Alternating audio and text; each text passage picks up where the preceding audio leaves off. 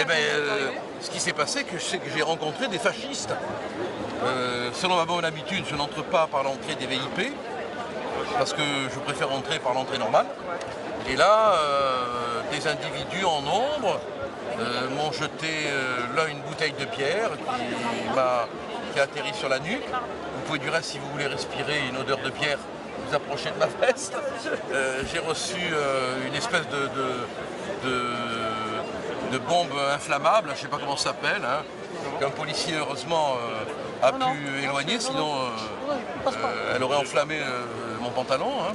Vous savez, ce sont ces projectiles qui ont enflammé un policier. Bon. Et puis le service d'ordre est arrivé et a pu faire un cordon. Et j'ai été insulté, mais ça ne m'a pas tellement dérangé parce que au cri de fasciste, je répondais nazi. J'étais aussi bête que, voyez-vous. Bon.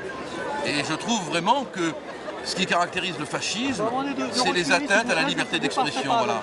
Et je crois que ces gens démontrent que s'ils étaient au pouvoir, ils empêcheraient la liberté de vivre. Et moi, je continuerai à entrer dans tous les meetings, comme tout le monde. Je ne prendrai pas la porte des VIP. Vous avez eu peur? Non. Du reste, vous regardez les images. Je les ai salués, j'ai répondu, et je n'ai pas eu peur, non. Qui sont ces gens? On peut dire que ce sont des imbéciles, on peut dire qu'ils sont manipulés, on peut dire que ce sont des idéologues fascisants sans le savoir. En tout cas, ce sont des individus qui nuisent à la liberté d'expression démocratique. Je veux dire qu'on atteinte à un député, à un journaliste, à toute personne qui a une fonction de représentation ou d'expression, c'est une atteinte finalement à nos libertés. Hein. C'est vrai pour vous, c'est vrai pour moi, c'est vrai pour tout homme qui représente, quelles que soient ses idées, hein, une forme d'expression du peuple. Ce sont des gens qui sont fascisants. C'est embêtant un meeting sous une telle protection policière?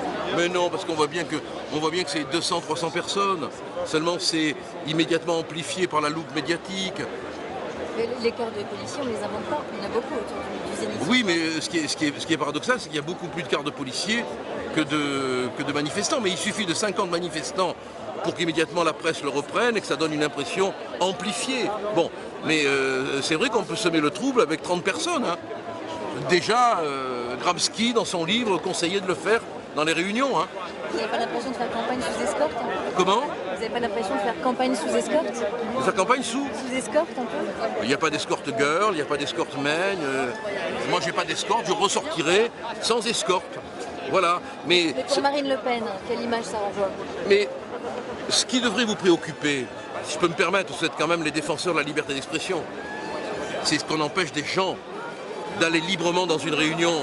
C'est ça. Parce qu'aujourd'hui c'est moi, demain ce sera vous. Vous vous rendez pas compte? Alors au lieu de chercher à mettre en difficulté par des questions que je respecte absolument hein, et auxquelles je peux répondre, voyez l'essentiel. C'est que de plus en plus il est difficile d'aller s'exprimer. Alors aujourd'hui c'est un député du Front National, on s'en tape. Demain ça peut être quelqu'un d'autre. Alors ne laissons pas glisser quoi. Au moins ayons le courage de dire c'est pas bien. Ça se fait pas. Alors après, on peut poser toutes les questions qu'on veut, évidemment, mais c'est vraiment pas bien pour la démocratie, et je compte sur vous pour le dire. Qu'est-ce qui s'est passé, Gilbert?